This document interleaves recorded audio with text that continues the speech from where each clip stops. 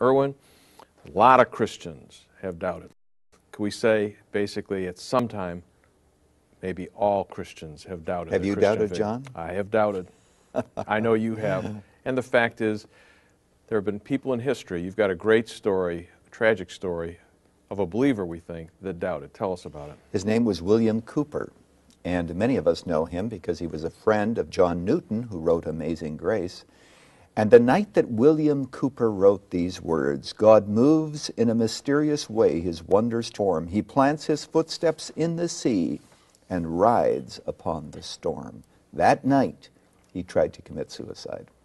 As a matter of fact, Cowper tried to commit suicide 4 times, and he even wrote a poem, which I have listed here in my book, Lines Written During a Period of Insanity. What happened is he tried to kill himself. When he couldn't pull it off, he believed that he was damned more than Judas.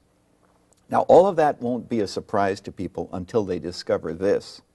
He's the man who wrote, "There is a fountain filled with blood drawn from Emmanuel's veins, and sinners plunge beneath that flood, lose all their guilty stains." Evangelicals around the world will remember that song. And then there's that other stanza, "The dying thief rejoiced to see that fountain in his day.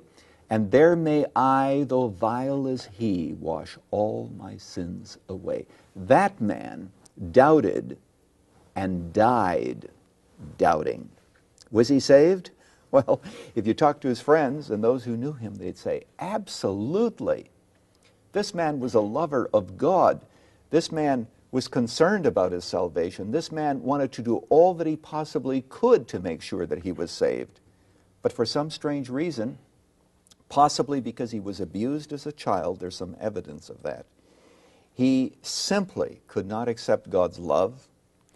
He struggled with a whole business of the unpardonable sin, which we really ought to talk about, because some people think they've committed the unpardonable sin. The good news is that anyone who thinks he has, almost assuredly, has not. Because if you commit the unpardonable sin, you'll have no desire for God or for forgiveness. I receive letters all the time from people who think that they've committed the unpardonable sin.